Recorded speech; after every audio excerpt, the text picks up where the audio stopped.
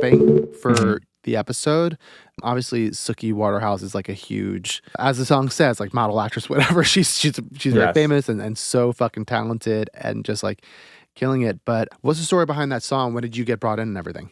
Yeah. So I mean, that song actually started the day I met Suki in New York. It was just me and her, and we had made a demo of that song. It was pretty rough. We ended up doing like multiple, like probably three writing sessions for I that see. song.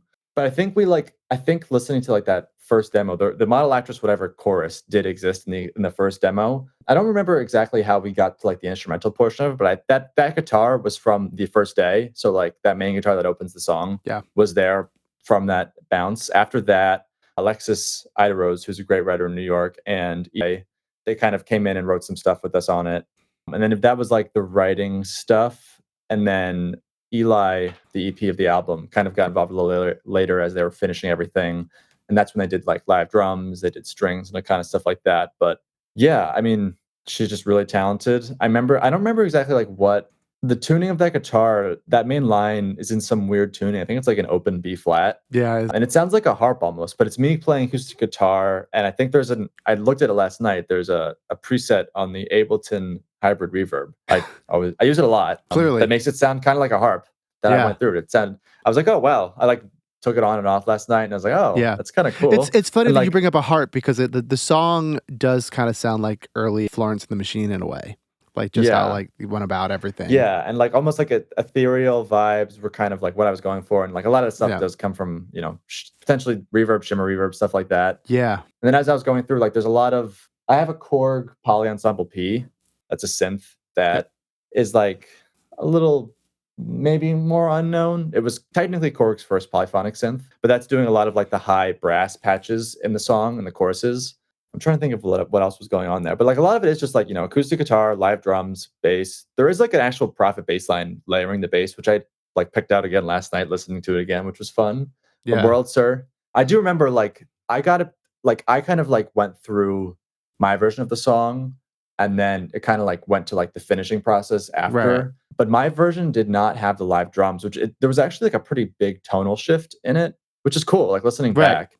Mine was a lot like lighter. It didn't have like I just remember like the snare on it's very low tuned, Right. which looking back is like very cool. Eli did the live drums. I came out the day and just was kind of there while they were doing it and like Right. hung out, and like that's where I ended up thinking there's also like like the live drums and the baritone guitar didn't exist until like the finishing process, which is cool because it sounded like it's a little darker, which is very cool. I'm pretty sure I hope I'm pronouncing his name right. I'm pretty sure Kane Riquette is the one who played drums. Yes. Great drummer. I mean, incredible that you remembered that. Good for you. Yeah, I mean, I tried to, you gotta give due. people who you work with their good credit, Yeah, I'm trying to think of like what else was going on specifically in that record. I think one of the most identifying things about the record, and it's one of the hardest things to do, is just there's like a lot of reverb in there, and I mean that in a good way. Like you guys, how'd you guys kind of find that balance between like too much and like the kind of the perfect amount of reverb?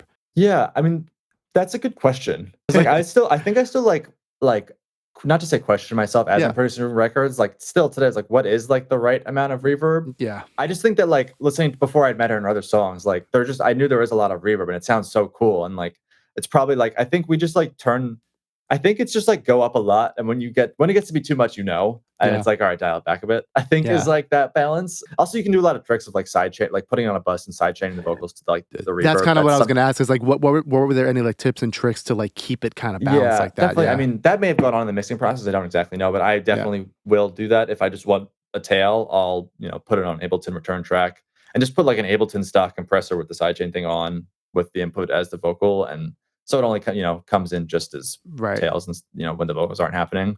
That's definitely a big use. And then I also stack them a lot.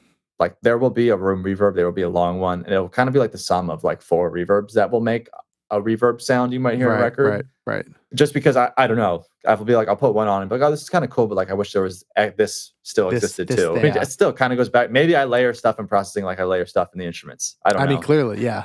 I like that. I'm the same way. I like to have like a lot of different reverbs going on for that same exact like reason where it's like, okay, I'm on this big thing, but I kind of also want it to like feel like there's like still like a short room happening.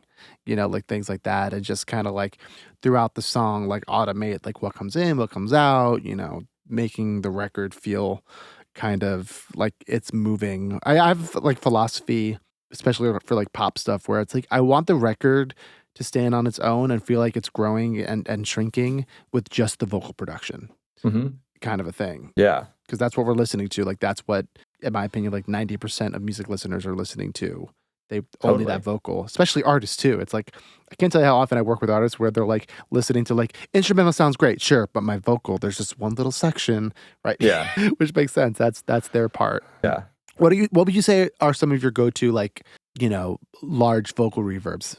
Jeremy and I started using Altiverb from Brent. So now that I have Altiverb, I kind of use that a lot. But like honestly, my go-to reverbs are Ableton. I use Ableton a lot. Lair by Aberrant DSP. Okay. Incredible. I don't know if you've used that. They make sketch cassette. I know. I love everything that company makes. Everything they do, like Tectonic, Lair, Shapeshifter, and sketch cassette are all. I use them all the time. Lair is by far the weirdest one they've made. And that's where like I put Lair on a lot. So like that's where like also if you like start to go back to like where do I get these weird drums from? Stuff like Lair is probably a good starting place if you're trying to get into that kind of stuff. Right. But definitely between Altiverb, Lair, and Ableton built-in stuff, it's probably